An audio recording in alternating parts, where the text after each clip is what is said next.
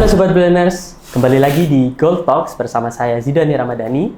Kali ini kita akan membahas topik seputar Gold 101, The Timeless Asset. Tentunya kali ini saya tidak sendirian, saya ditemani oleh Bapak Robi Leonardo. Saya dulu Pak Robi ke Sobat Billionaires. Halo semua Billionaire. Oke, nah sebelum masuk ke topik nih Pak Robi, ada pepatah yang bilang tak kenal maka tak sayang. Nah, jadi Sobat Billionaires ini banyak yang ingin tahu gitu. Sebenarnya Pak Robi itu background-nya seperti apa sih? Mungkin boleh diceritakan sedikit Pak tentang background dari Pak Robi. Background-nya sih, saya gedenya emang di Singapura ya. Oh iya? Ya gedenya Singapura, jadi emang bahasa Indonesia saya kurang. Terus saya emang kuliah di Aussie, sampai kerja di sono, terus balik ke Indonesia. Iya. Terjun langsung ke perbankan di finance, ekonomi finance. Ke perbankan finance ya Pak? Ya. Tapi emang biarpun saya di bidang seru kerja, saya masih belum benar-benar investasi yang rutin gitu. Saya mainnya cuma lebih ke trading. Mulai rutin invest itu pas saya umur 32 baru. Itu udah mulai rutin untuk investasi ya Pak? Iya, itu menurut saya udah lumayan telat, tapi masih belum telat-telat banget sih. Oke. Ya. Pada waktu itu investasi paling tertarik di apa nih Pak? Instrumen apa Pak? Kalau waktu itu saya lebih ke saham Indonesia. Saham Indonesia. Nama forex saya untuk trading. Iya. Saham Indonesia saya untuk investment. Oh oke, forex untuk trading, saham Indonesia untuk investment. Tapi emang pas saya main di saham pertama kali main di saham Indonesia, saya anggap itu kayak trading. Nah, itu salah besar sih. Jadi saya main itu ya semua pelajaran itu mesti ada biaya ya, iya, masih bayar dulu ya. Jadi kira-kira kita udah bisa tahu itu kedepannya kayak apa gitu semuanya. Keputusan Pak Robi untuk memilih berinvestasi itu apakah juga dipengaruhi dengan background Pak Robi sebagai seorang finance waktu itu Pak? Pas kalau saya kecil saya berasa investment itu paling bagus untuk jadi kaya ya, financial atau achieve financial freedom gitu. Oke. Karena kita yang buku pertama saya baca itu Poor Dad Rich Dad ya. Kita orang itu jangan kerja untuk duit. Jangan kerja untuk apa? Ya, mesti duit. Uang yang bekerja untuk kita. Oh ya benar banget. Jadi ya kita orang jangan kayak babu gitu loh. Kayak kerja kejar duit. Kita orang ya mau kejar sampai berapa sih?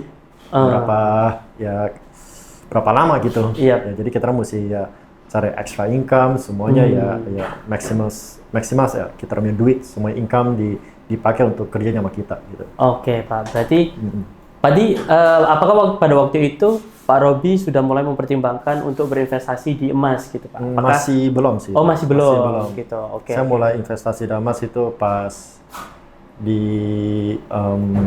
COVID. Pas COVID itu baru tertarik untuk berinvestasi di emas. Ya alasannya kenapa tuh Pak? Kenapa kok akhirnya pada waktu justru ketika ekonomi dunia sedang tidak stabil kan Pak? Karena pada waktu COVID itu kan banyak ekonomi terhenti gitu, tidak bergerak dengan optimal, ya kan diakibatkan oleh COVID. Kenapa kok pada waktu itu waktu yang tepat menurut Pak Robi gitu untuk berinvestasi di emas? Jangan put all your egg in one basket itu ya. Oh ya itu alasannya. Alasannya satu, jadi saya diversify semuanya. Jadi saya berasa emas itu bagus untuk hedging. Oke. Emang awal-awalnya saya investasi emas juga pikir emas bisa naik panjang, naik cepat gitu. Tapi juga itu salah besar sih sebenarnya. Jadi pas itu saya rutin invest ya, saya nggak peduli taruh naik atau turun. Jadi saya rutin taruh sampai selama 3 tahun, 4 tahun saya taruh itu rutin untuk menabung berinvestasi di emas ya Pak ya? Iya. Ya, kalau ada rezeki masukin lebih banyak, kayak misalnya kayak THR gitu kan, dapat uang 1 kali lipat lagi, ya masukin, dapat bonus, masukin lagi. Ya jangan kayak, aduh kok turun ya, keluarin atau jangan panik, itu FOMO yang paling penting sih. Gitu. Oke. Saya belajar FOMO itu 8 tahun ya. 8 tahun. Semua orang pasti ada FOMO-nya. Iya, pasti ngikutin tren yang lagi naik gitu, kita ikutin aja gitu ya Pak. Karena kita orang itu bukan saya lawan Mas Zidan gitu loh. Itu kamu lawan sama diri kamu sendiri, itu yang paling susah. Kalau kamu lawannya orang lain mah, saya lawan kamu lawan sama itu gampang. Gitu, iya. Mengendalikan emosi sendiri itu malah lebih susah dibandingkan ya kita melihat orang lain. Iya, Pak, ya? benar. Oke Pak. Nah, pada waktu itu Pak Robi masih ingat nggak kira-kira harga emas waktu COVID itu Pak ya? Pak Robi itu udah mulai investasi Ya, emas itu begitu di harga berapa tuh Pak? Saya investasi emas di harga 900-an. 900 ya? Ya, 900-an, terus... Itu dalam rupiah atau dalam... rupiah. Oh, dalam rupiah. 900 ribu ya Pak? 900-an ya. 900-an rupiah saya beli 1 gram, terus beli lagi 1 gram, terus beli lagi setengah gram. Oke Pak. Baru saya rutin 1 gram aja. 1 gram, oke.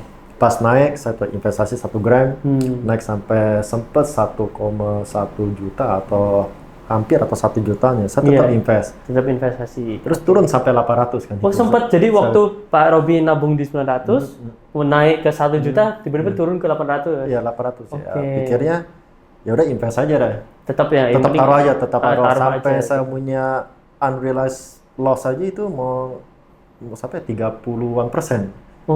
Sampai tetap beli aja, beli terus. Jadi dollar cost averaging jadi 30-an sampai nyaman 25-an. Tetap beli terus, pas dia naik tetap beli. Ya rutinin beli terus aja gitu. Oke Pak. Jadi memang itu ya strategi dollar cost averaging ya sebenarnya yang strategi paling tepat lah Pak ya. Dibandingkan kayak timing the market gitu. Jadi menunggu harganya turun terus akhirnya beli, ya daripada gitu mending konsisten aja gitu. Karena kita nabung emas. Karena kita orang itu ada day job ya. Ada day job. Iya betul Pak. Terus ada kayak kita orang susah konsentrasi kalau misalnya ada kerjaan lain. Nah kalau untuk trading saya nggak gitu saranin. Karena trading itu benar-benar full time job gitu. Full time job. Kita orang memang benar-benar lihat di market, lihat di grafik itu konsisten gitu. Kalau emang kita orang ada full time job, mending kita jadi swing trading aja, ikut tren naik, jual, tapi juga bukan kayak trade bener heavy banget. Nah, kalau lebih aman ya invest aja, kita orang nggak peduli gitu. Investasi kan banyak investasi, pelajarin sedikit-sedikit dulu, karena ya kita orang coba lah tes pasar kayak apa, kayak investasi apa sih yang paling bagus untuk diri kamu sendiri gitu. Kalau pada waktu itu Pak Robi konsisten menabung emas itu gimana nih Pak mengaturnya? Apakah setiap bulan ya udah kita naruh di awal bulan ketika kita setelah mendapatkan penghasilan, nah kita sisihkan untuk menabung emas. Atau kalau Pak Robi gimana nih strateginya pada waktu itu? Strateginya sih saya langsung pas dapat rezeki saya langsung masukin gitu. Oh gitu ya Pak ya. Jadi saya pelajarin kita spend what is left gitu loh. Jangan invest what is left gitu. Jadi kita orang tetepin berapa sih kita orang pakai untuk tiap bulan untuk kepakian. Yang penting kita orang mesti minus yang expend kita yang pokok kan, mesti pakai kayak misalnya kos-kosan, listrik, transportasi untuk hari-harian, makan untuk hari-harian udah minus gitu, untuk minus saving yang untuk emergency fund, yang saving yang untuk khusus punya yang kayak mereka di sini mau beli apa sih, produk baru lah, telepon baru apa ya, kita orang bisa ada saving kayak gitu. Nah, habis itu sisanya mau investasi berapa banyak, nah sisanya baru dipakai. Oke, jadi lebih baik disisihkan dulu buat investasi, dibandingkan investasinya di belakangan. Karena kita nggak akan tahu nih gitu, kita pengeluaran di bulan ini menggunakan penghasilan kita itu seberapa. Jadi lebih baik kita sisihkan dulu aja, baru kita mengatur jumlah pengeluaran kita berapa dari hasil yang ada di situ. Oke Pak. Kenapa nih Pak? Kenapa kok harus emas gitu Pak? Emas, untuk hedging ya sebenarnya. Untuk hedging. Kalau misalnya kita orang lihat semua produk lihat ya semua produk mesti ada emas itu untuk safe, untuk kayak minus risk-nya ya, kayak bukan minus risk, kayak apa sih, untuk lebih rendah risiko. Ya untuk rendahin resiko mungkin. Merendahkan resiko ya Pak ya? Iya resiko. Jadi karena emas kan movement-nya beda. Bisa movement pas kalau properti atau bond atau stok lagi naik, emas itu mungkin turun. Tapi turunnya nggak banyak, ya paling turun dikit gitu loh. Nah kalau dia ada direction, itu emas pasti naik. Ya kan? Jadi semua orang pasti ke emas gitu aja. Emas. Jadi ya itu yang membuat emas memiliki sifat nilai lindung itu tadi kan Pak. Jadi kalau misalnya instrumen lain itu mengalami penurunan, nah bisa jadi emas malah mengalami kenaikan. Gitu ya Pak. Nah itu cocok banget Pak dengan topik yang akan kita bahas. Yaitu Gold 101, the timeless asset. Jadi kita akan kupas tuntas nih Pak, sejarah tentang emas gitu dari dulu gitu pertama kali emas datang di bumi sampai saat ini gitu. Gimana perannya, kemudian fakta-fakta sejarahnya seperti apa gitu. Mungkin kita akan kupas tuntas ke situ.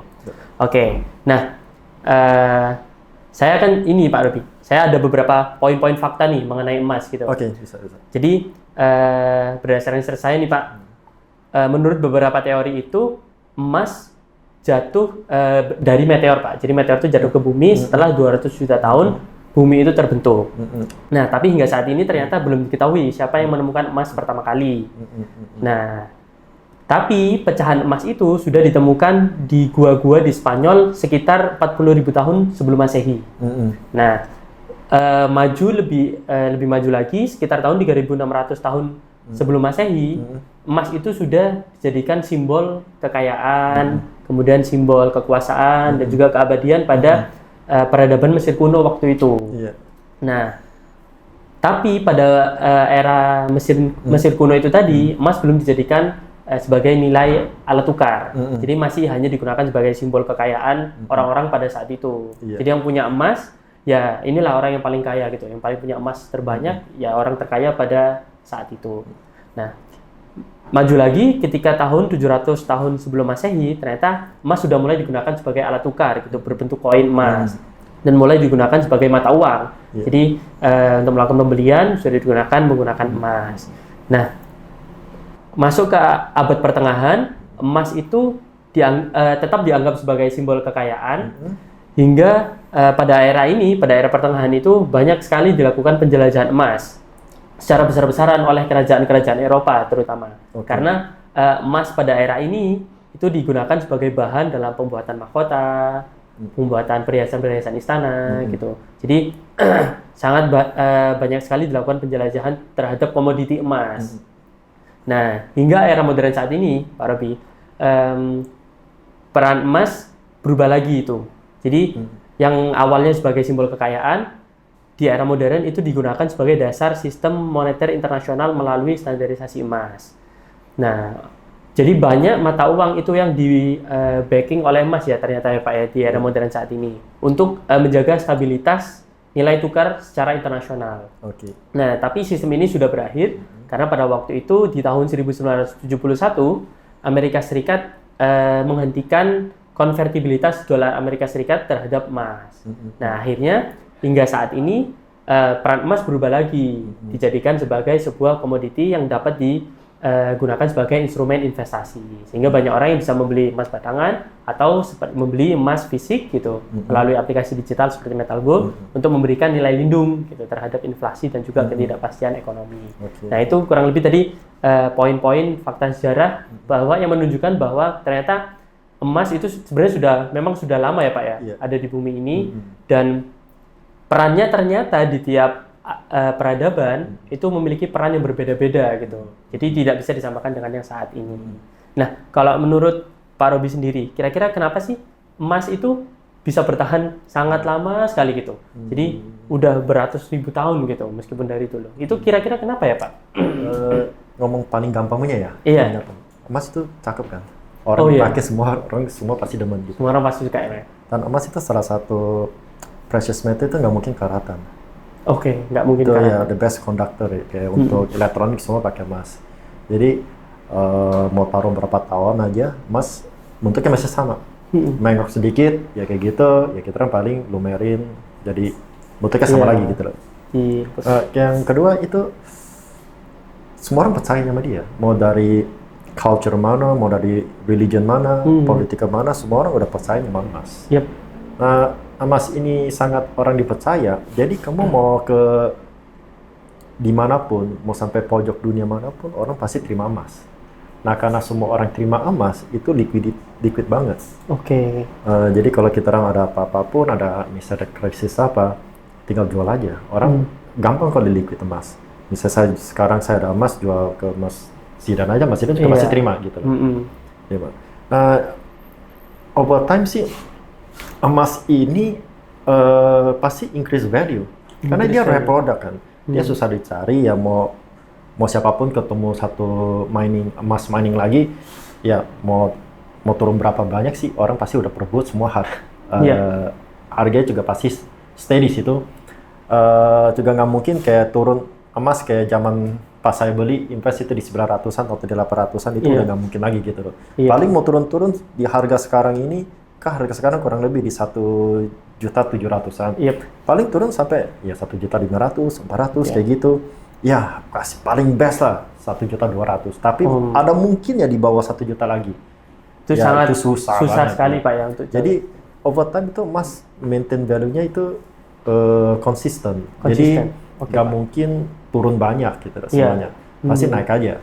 Gitu. Jadi orang juga bilang itu untuk protect diri sendiri, juga untuk balance portfolio. Jadi untuk sekarang ini kan kayak semua, kenapa saya bilang Mas Zidan tadi tanya kenapa saya invest di emas juga, karena itu untuk balance saya punya portfolio. Karena pas saya lihat momen emas ini naik pas di COVID kan, karena betul naik di COVID tadi ya. Saham itu turun. Oh justru pada turun. Saham turun. Turun. Jadi saya pikirnya kalau saya ada emas ya balance sahamnya portfolio gitu. Jadi saya bisa masukin di emas di saham saya average. Saya juga masuk di emas, jadi saya dudanya ada gitu loh. Jadi kita orang mesti tahu balance-nya di mana. Jangan semuanya di satu sisi aja, mesti ada balance portfolio gitu. Betul Pak. Oke. Nah, kalau secara komposisi Pak, ngomongin investasi gitu kan, tadi Pak Robi mention bahwa kita harus mendiversifikasi portofolio, tidak hanya saham gitu, mungkin bahkan juga tidak hanya emas gitu. Nah, komposisi terutama dalam investasi emas gitu ya, untuk mendiversifikasi portofolio yang paling ideal gitu. Kalau menurut Pak Robi, berapa persen kira-kira Pak? Paling ideal ya, kalau misalnya hitung dari 100% aja ya. Iya, hitung dari 100%. 100% saya pikirnya sih paling bagus ya, kita masuk 30% di emas, nah 10% di fixed deposit, fixed deposit untuk kita punya emergency fund atau apa kayak gitu. Nah 10% di kita reksadana atau di bond, obligasi. Nah di 50% tergantung Mas Zidan mau splitnya di kripto berapa, di saham berapa. Apakah mau lebih berisiko gitu atau apa, itu tergantung profil risiko masing-masing ya Pak ya. Kalau saya sih pasti portfolio saya 60 di resiko, 40 di amannya gitu.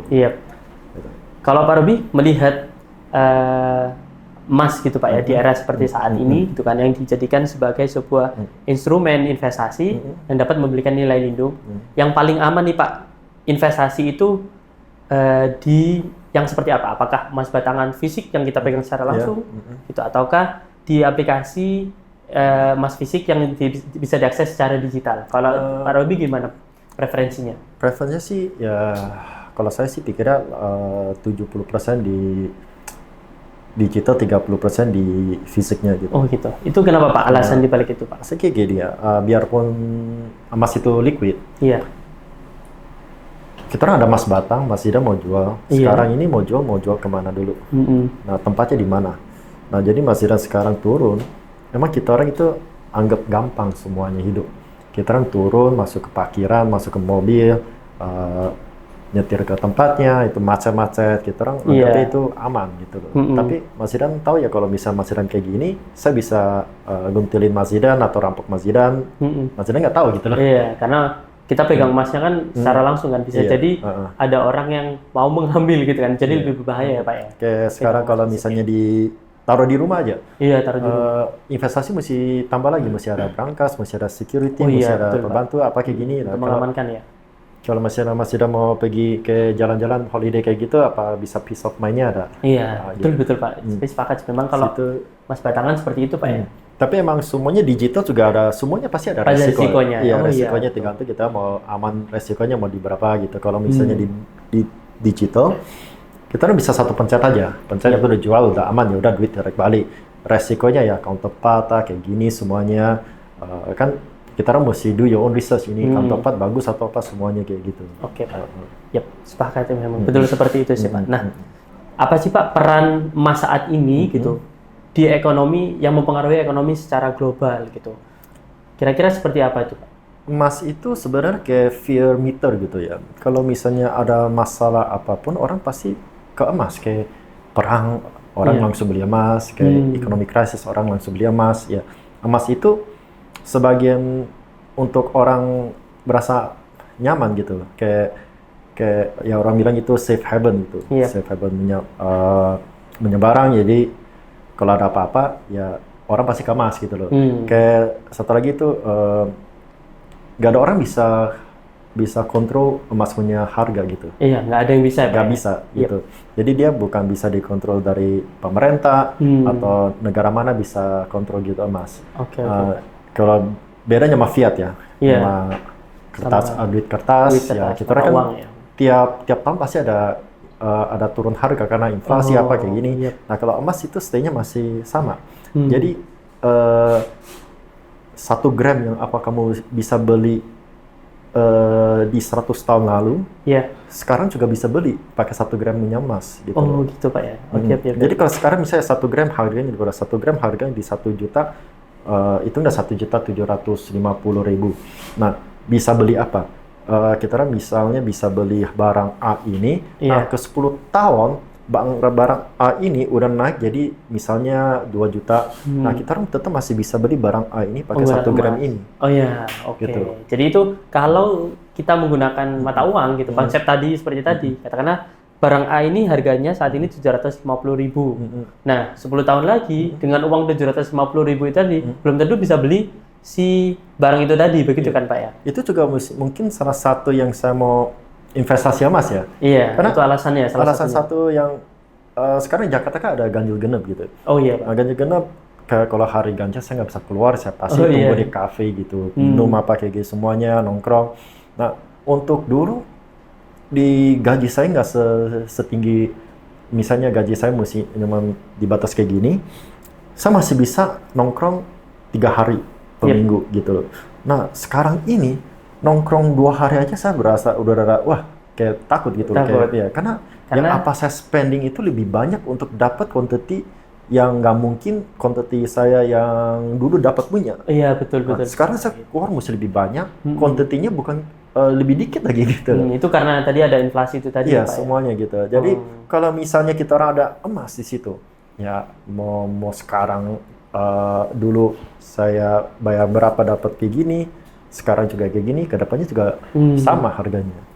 Nah apakah alasan yang sama gitu meskipun kita secara individual gitu Pak ya untuk berinvestasi di emas, apakah alasan yang sama ini juga relevan dengan apa yang dilakukan oleh Bank Sentral Pak? Kan jadi seperti yang kita tahu ya Pak, banyak bank sentral negara itu yang menyimpan emas sebagai cadangan negaranya gitu. Nah alasan utamanya itu sebenarnya apa sih Pak? Banyak bank sentral yang mempertahankan emas untuk menjadikan emas ini sebagai cadangan devisa mereka. Itu untuk protect wealth, protect sama national wealth. Secara nasional tapi Pak. National punya wealth, terus kedua itu to build trust. Kalau negara lain mau kerja sama Indonesia, dia mesti ada trust ya. Jadi negara cuma mau kerja yang negara yang ada emasnya banyak. Iya. Reserve-nya itu sebagian. Itu mempengaruhi di situ juga ya? Iya, karena mengetahui kayak ekonomi dia kuat gitu loh. Oh, betul. Ada trust-nya gitu. Dilihat dari cadangan devisa mereka. Sama lagi ya tuh fight inflasi sama krisis itu. Itu yang nggak jauh-jauh. Itu emas emang untuk hedging inflation sama krisis. Oke. Nah, di era digital seperti saat ini Pak, di mana informasi itu sangat luas sekali, sangat bisa diambil gitu di berbagai tempat. Apa cara termudah dan juga teraman nih bagi individu untuk mulai menabung dan juga berinvestasi atau ya mulai menabung emas gitu, mulai berinvestasi ke emas. Kira-kira apa itu Pak? Cara mudah dan teraman? Teraman ya kita orang rutin aja gitu ya. Rutin aja emas ya. Kalau emas itu investasi yang paling aman sih, paling aman. Dan kita orang tak usah takut FOMO gitu. Jangan pikir kayak mau dapat duit cepat gitu ya. Jadi investasi untuk jangka panjang. Untuk itu udah 5 tahun ke depan kamu investasi 1 gram per bulan selama 5 tahun. Nah 5 tahun ke depan kamu bisa lihat bedanya gimana. Gitu.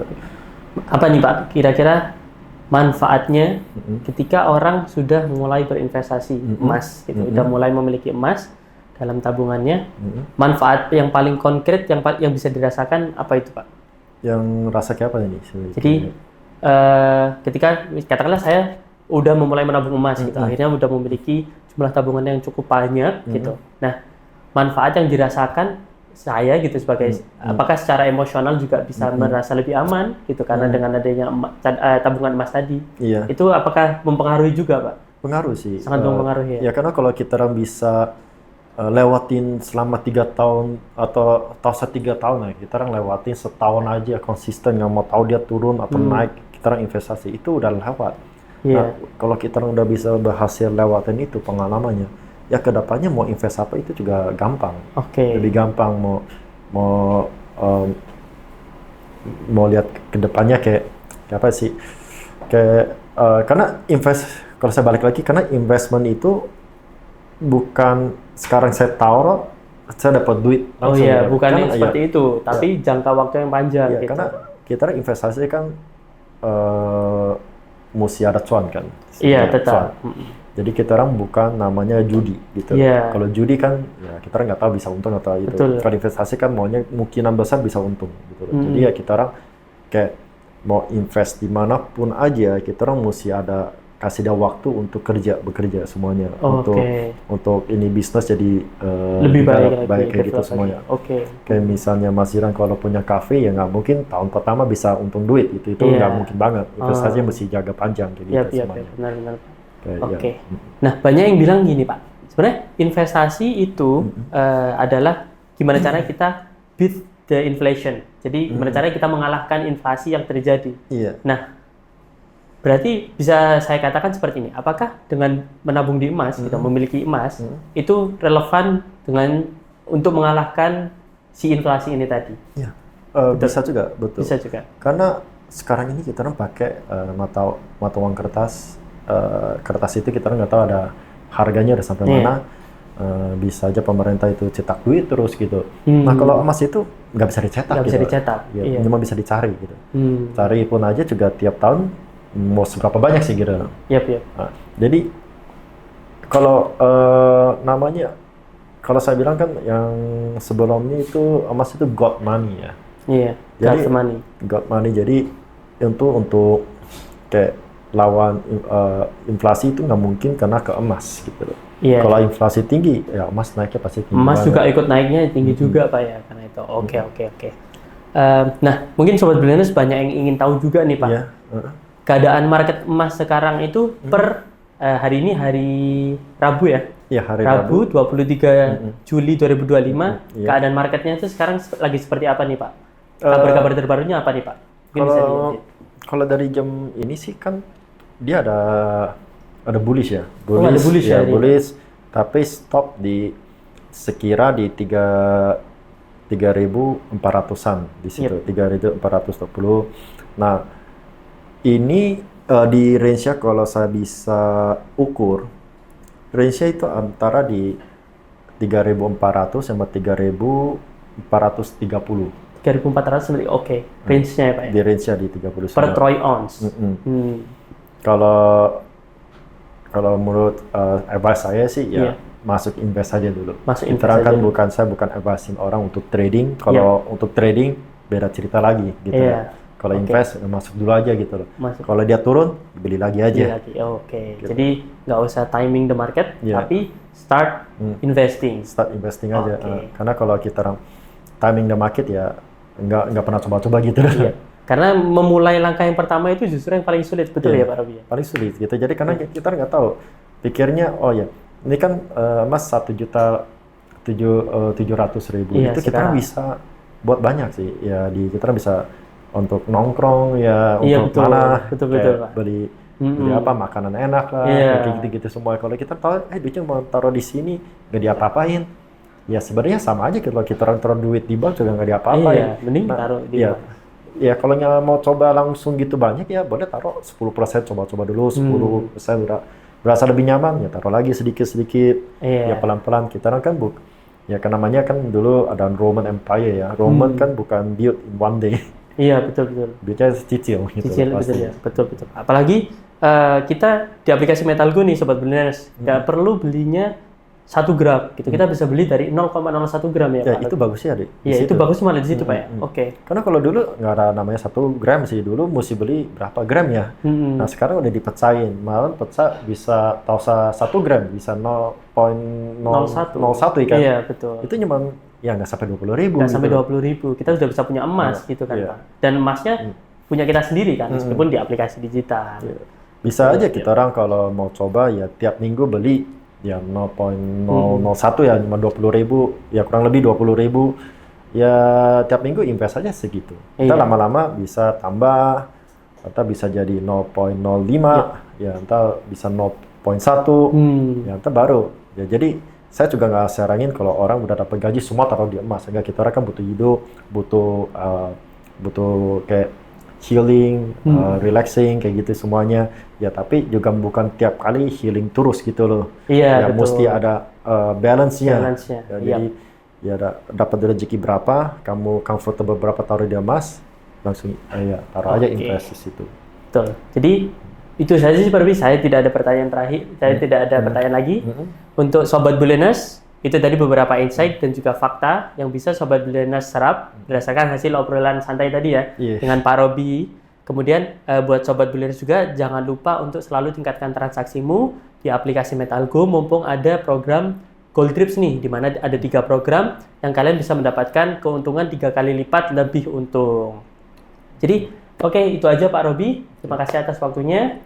Sampai jumpa di episode selanjutnya. Ya, terima kasih semuanya. Bye.